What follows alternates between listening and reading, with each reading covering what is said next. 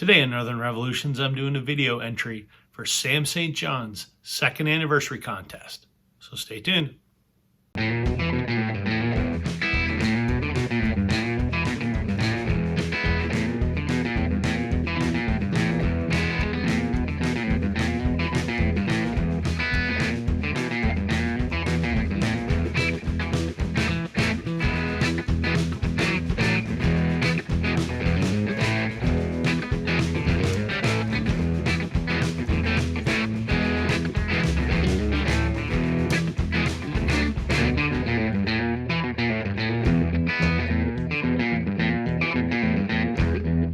Hey everybody, welcome to Northern Revolutions.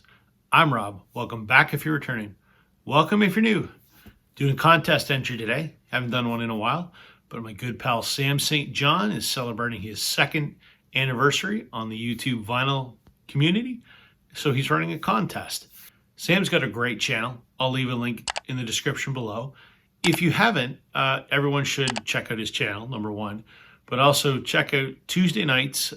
Sam and I co-host with Glen Kellaway, his live stream on Glen Kellaway from the basement, where we talk about everything sort of music and vinyl community related, Tuesday nights at 8 o'clock Eastern. Plug, I'm sorry. Anyway, Sam's doing a contest to celebrate his 2nd anniversary in the vinyl community, and he's also trying to push to 600 subs. He well deserves that. So check out his content, give him a subscribe. The requirements for Sam's contest are pretty simple. You've got to be a subscriber to his channel, which I am and have been since very, very shortly after I joined YouTube.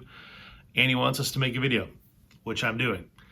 So he's asked 5 sort of music, vinyl, miscellanea type questions, and I'm going to answer them. First thing Sam wants us to do is show our favorite box set. I don't have a ton, and I think this qualifies as a box set. This is the original 1970 Canadian pressing of the Beatles' Let It Be. This is the box. They did this in the UK, they did this in Canada, they did it in Germany. There were several countries. They did not do it in the United States. It is a box set in the sense that it's a box and there's stuff. There's not extra records or anything like, modern box sets.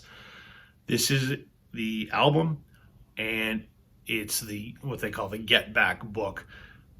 I don't want to open this up and show everyone the contents because these are notoriously brittle and they fall apart quite easily, especially the book. So I'm not going to open this. This was one of my holy grails when I started record collecting. Besides the Beatles Butcher cover, it was the Let It Be box set.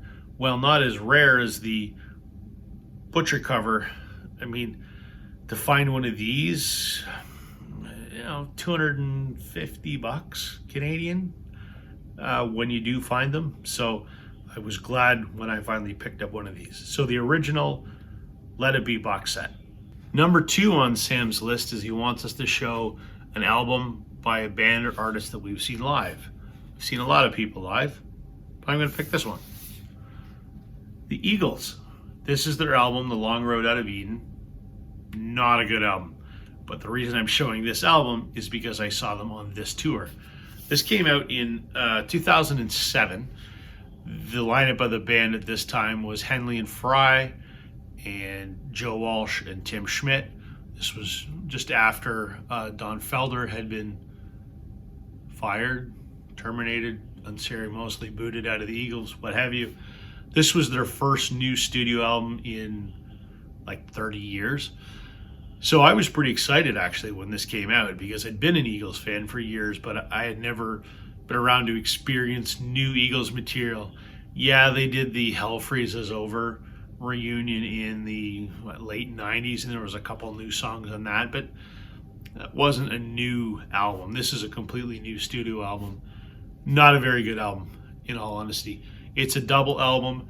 If they had have kept it to a single and trimmed off the fat, it would have been a pretty decent album. But nonetheless, I was thrilled to see the Eagles.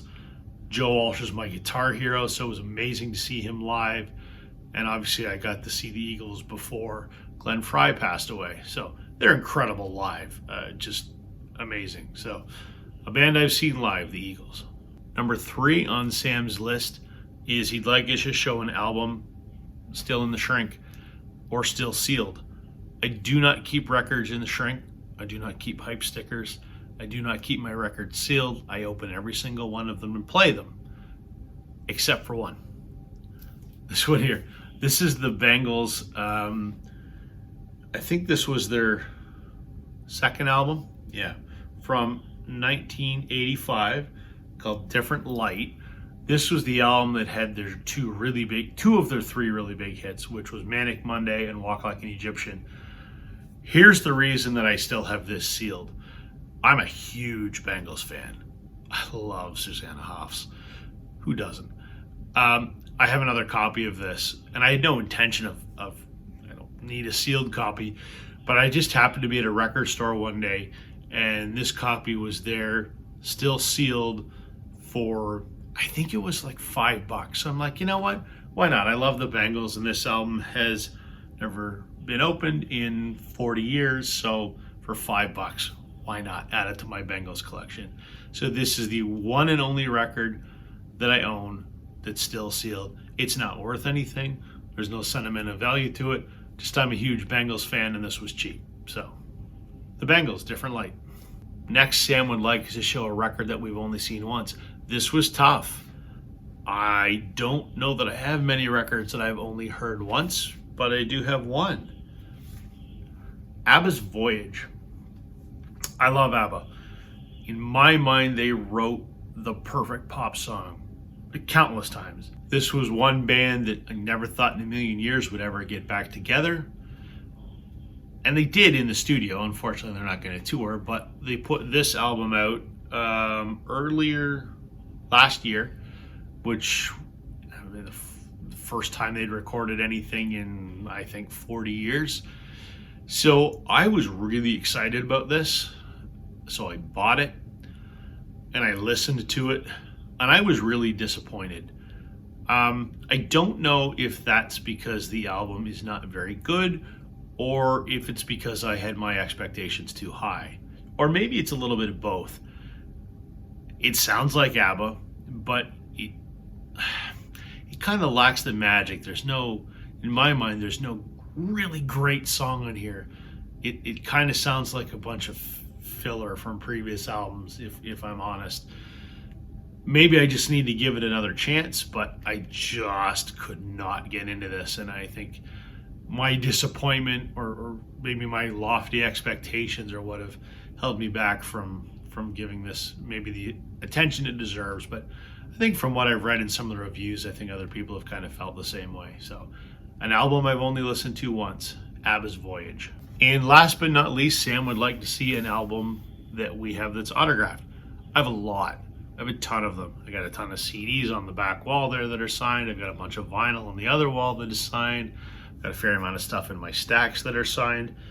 But I figured I would show this today in honor of Christine McVie passing yesterday. It's not signed by her, unfortunately, but this is Fleetwood Mac's second self-titled album, the first of the Lindsey Buckingham, Stevie Nicks era Fleetwood Mac. It's signed by Mick Fleetwood, Lindsey Buckingham, and John McVie. I wish I could say I got this in person. I didn't. I purchased it autographed, but it is authenticated. So I wish I had one that was signed by all 5 members of the band, but I'll take what I have here. So my autographed album, Fleetwood Mac. There you go, Sam. Short one, but I really wanted to jump on your contest. You know I'm a fan of your channel. You know I'm a big supporter. I very much enjoy our live streams together, and hopefully we can find some other projects to do together at some point in time. Thank you for watching, folks. Please check out Sam St. John's channel. I'll leave a link in the description. And more importantly, check out Sam and I, along with our good friend Glen Kellaway, Tuesday nights at 8 p.m. on Glen Kellaway from the basement. I'll leave a link in the description. Thanks, everybody. Catch you on the flip side.